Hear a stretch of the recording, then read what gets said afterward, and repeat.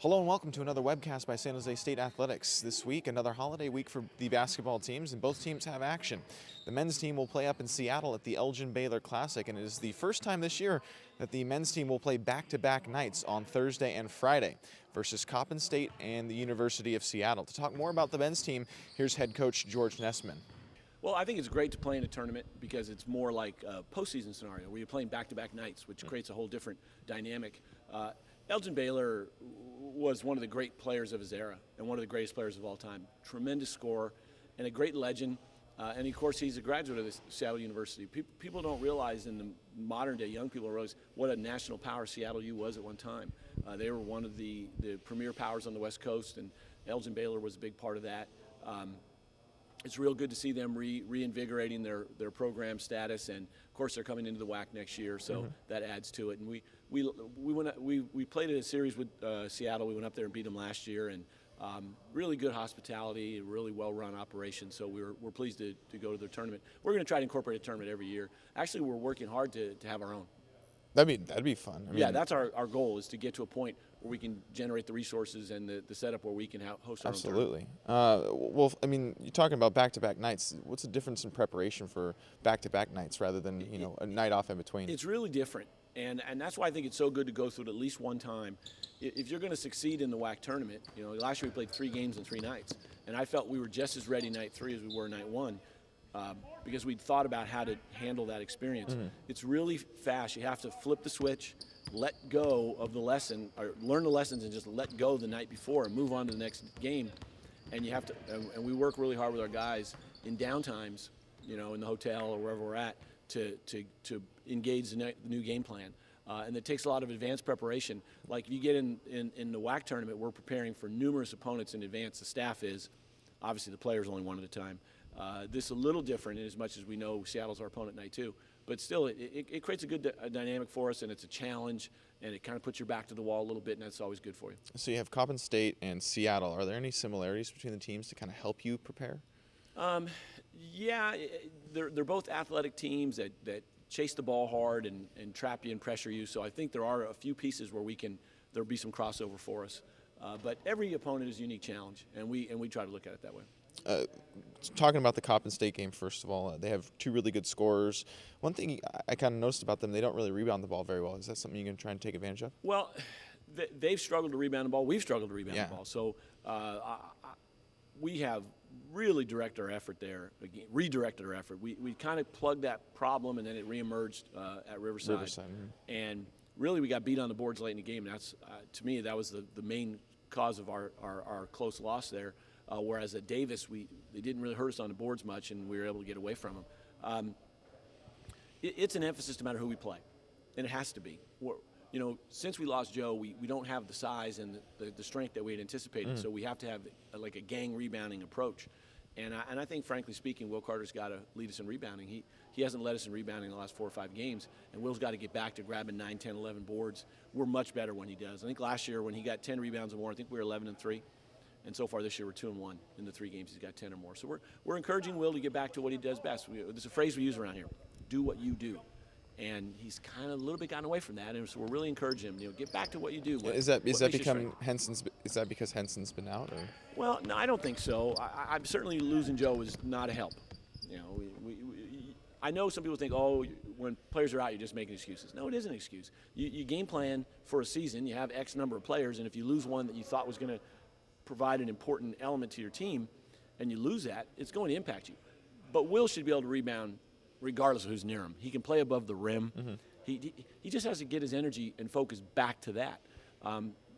Just in life, you can't focus on many things at once, and so he just needs to get his focus back, and I'm confident that he will. Okay, so last 2 games before WAC play, final tweaks have to be made, right? No doubt, and we are still very optimistic and very enthusiastic about our team and our season. I know when results don't go exactly like you want, discouragement can set in. You can start second-guessing yourself.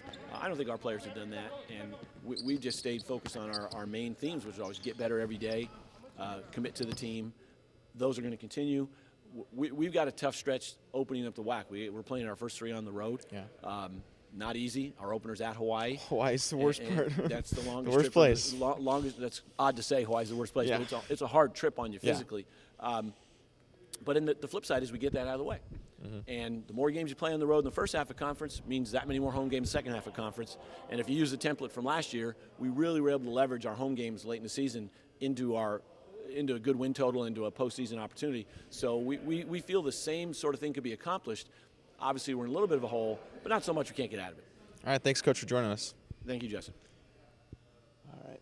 Now turning to the women's basketball team, they have a little bit of time off here before they play a New Year's Eve game against Brown University, a team that they have not played in their entire 37-year history, and also only the second time in their 37-year history that they have played on New Year's Eve. To talk more about the women's team, here's head coach Tim Kose. First, how was your Christmas break? What'd you do? Oh, it was great. It was time with the family, a chance to relax with the family, reflect a little bit on the team, the season, what we got to work on. So it's good to be back at it here today. And what kind of time off did you give the team? They had a couple days off. We finished up here our last game, and then everybody flew home Friday and had the weekend, Christmas weekend, to be with family and friends. Well, obviously back to work now, and you have a little bit of time off. You play Brown this weekend. Obviously, you're not going to take all this time to get ready for Brown. What are you trying to focus on this week with the team? Oh, build on what we've started thus far in the season. A lot of positives individually, team-wise, both defensively and offensively. And then we're back in here this morning, putting pennies in the banks, getting a lot of shots in. And this afternoon we'll come back, team practice, and work on defense and offense, things we need to clean up, 5-on-5 transition, and really focusing on us right now. All right. Looking forward to Brown this weekend, they kind of have a similarity where they start 5 players solid. Every 10 games this year, they've had the same 5 starters. Kind of like you, a little weakness off the bench maybe. Is it something that you can kind of prepare for, just their starting 5, and compare them a little bit to you? Well, I haven't even really looked at Brown much. Like you said, we're really focused on us right now. Towards the end of the week, we'll gear our preparation towards Brown. I know they're another quality team, well coached, and we've seen quite a few of those, and that's been good for us. So right now we're focused on us. Towards the end of the week, we'll focus on Brown and go from there. Talking a little bit more about Brown, it's an Ivy League school, and this program's not really had many Ivy League opponents over the years. I know it's your first year at the program too, but just comment a little bit about the Ivy League in general and coming out on the West Coast to play. Well, we appreciate them coming to San Jose, and they're a quality basketball team, an intelligent basketball team, and we'll try to outsmart them. All right. Okay. Just briefly focus. What's the main offensive thing you're going to try and get through practice this week? Well, our success has been taking care of the ball and shooting the ball well. That's the formula for success with any team offensively, and definitely for us. Minimize our turnovers, maximize our shot opportunities, and that's when we're at our best. When we're shooting the ball over 50%, taking care of the ball, 80% at the foul line. Those are the things that we're really working on individually and team-wise. I know that this weekend Brown doesn't have that many good rebounders. Is that something you can try and kind of exploit? Yeah, we'll look at their strengths and weaknesses and try to maximize our strengths and minimize weaknesses based on matchups and both individually and team-wise. It should be a fun holiday game for you guys. Yeah, it's Christmas Eve day, so New Year's Eve day. Excuse me, New Year's Eve day. Still in Christmas mode. So what a way to close out the year. Come out and watch the Spartan basketball and hopefully get a victory and go into the new year on a winning note. Absolutely. Thanks, Coach, for joining us. Thank you.